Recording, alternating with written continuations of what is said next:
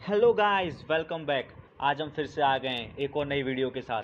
आज हम आपके लिए लाए हैं डीमन स्लेयर का सीज़न 4, वो भी हिंदी में। इस वीडियो को एंड तक ज़रूर देखना और वीडियो पसंद आए तो इसे लाइक करना और चैनल को सब्सक्राइब। एपिसोड की शुरुआत में हम देखते हैं एक कासुगाए बर्ड एक लेटर को लेकर उड़ रही होती है।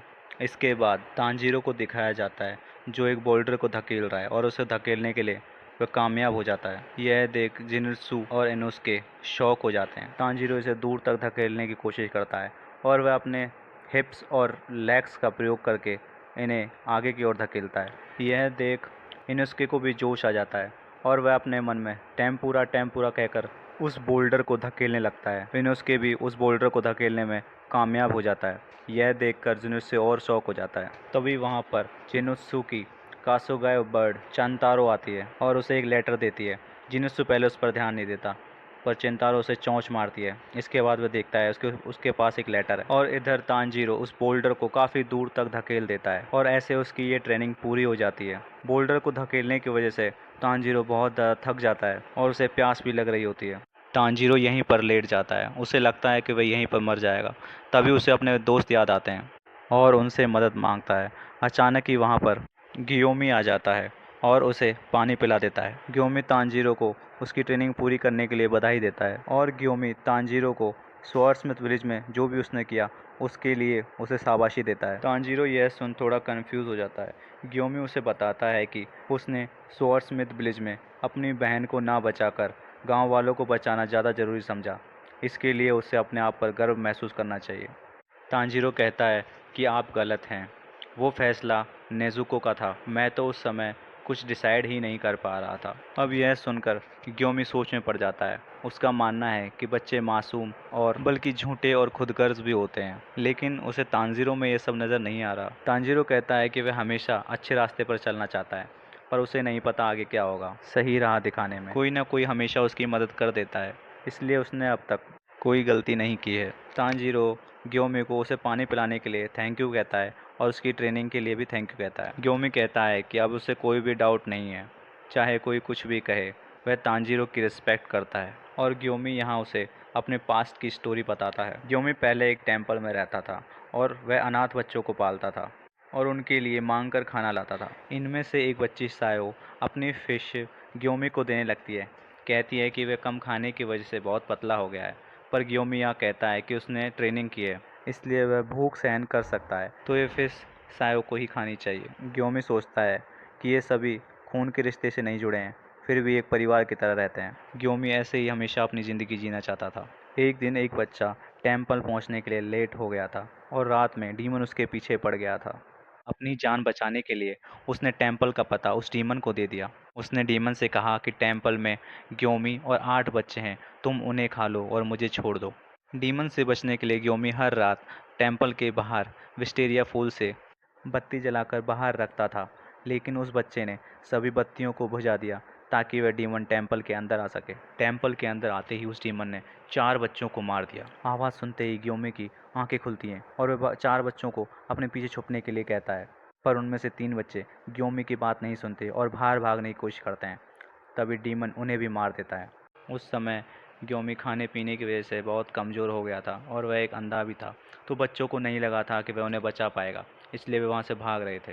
तांजीरो को अब जाके पता चला था कि ग्योमी अंधा है। केवल सायो ही थी जिसने ग्योमी की बात सुनी थी और वह उसके पीछे छुपी हुई थी। ग्योमी कैसे भी सायो को बचाना चाहता था। अब ग्योमी यहाँ पर डीमन से लड़ने लगता है। ग्योमी ने डीमन के दोनों हाथ पकड़कर उन्हें उखाड़ दिया था।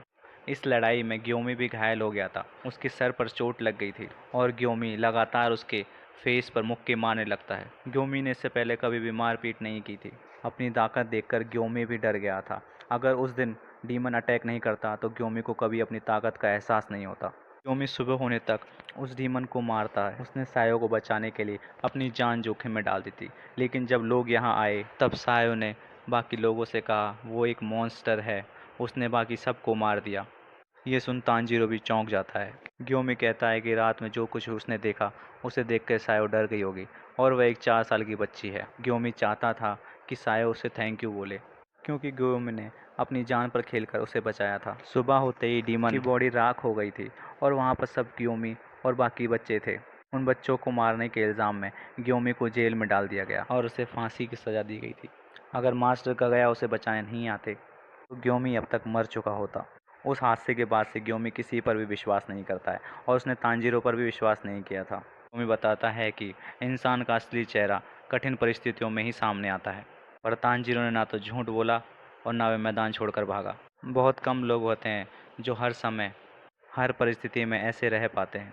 ग्योमी कहता है कि मैंने कई लोगों को अपने दिल की आंखों से देखा है और तांजीरो तुम एक स्पेशल चाइल्ड हो और मैं तुम्हारी हमेशा मदद करूंगा ताकि तुम सही रास्ते पर चल सको। ये सब सुन तांजीरो भी रोने लगता है। वह ग्योमी का शुक्रिया करता है।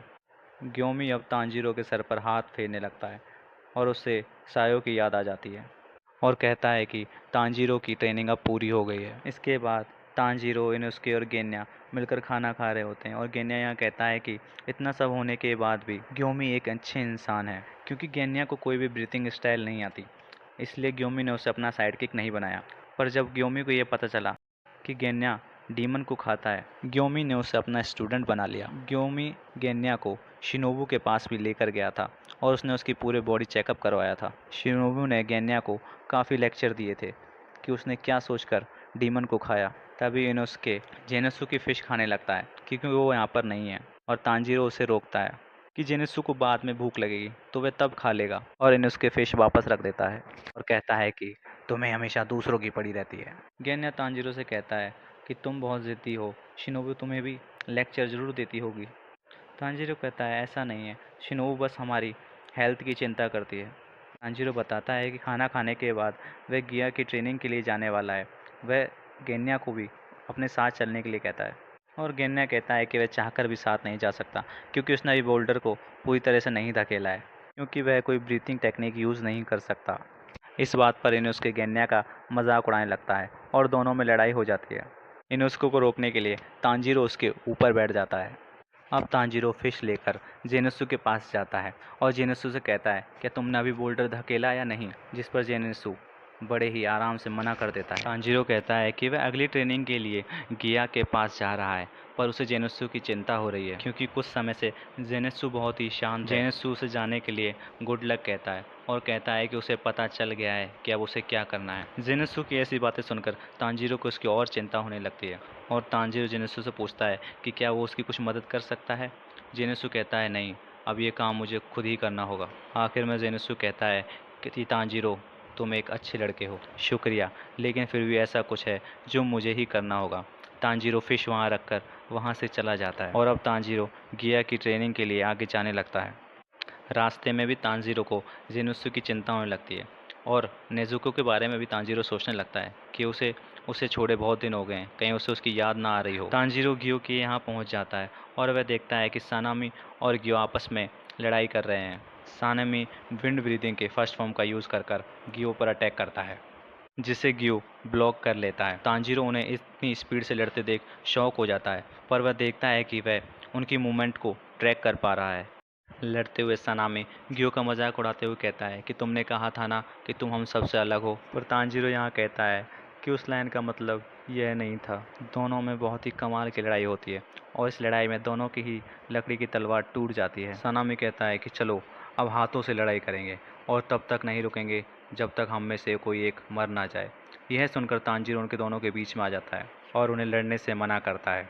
सनामी यहाँ कहता है कि तुम फिर आ गए और तुम्हें मुझसे दूर रहने के लिए कहा गया था ना, फिर तुम यहाँ क्यों आए। तांजीरो यहाँ सनामी से कहता है कि तुम ओहागी के लिए लड़ रहे हो क्या, मैं तुम्हारे लिए बहुत सारी बना दूंगा। सनामी यह सुनकर गुस्सा हो जाता है, कहता है तुम मजाक तो नहीं कर रहे।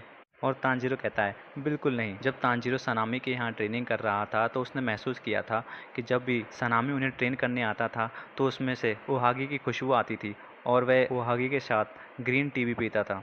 अब गियो भी सनामी से पूछता है कि तुम्हें ओहागी मिठाई पसंद है, और तांजीरो बोलने लगता है कि ओहागी बहुत अच्छी होती है, मुझे भी मेरी ग्रैंड माँ बहुत ही अच्छी ओहागी बनाकर खिलाती थी।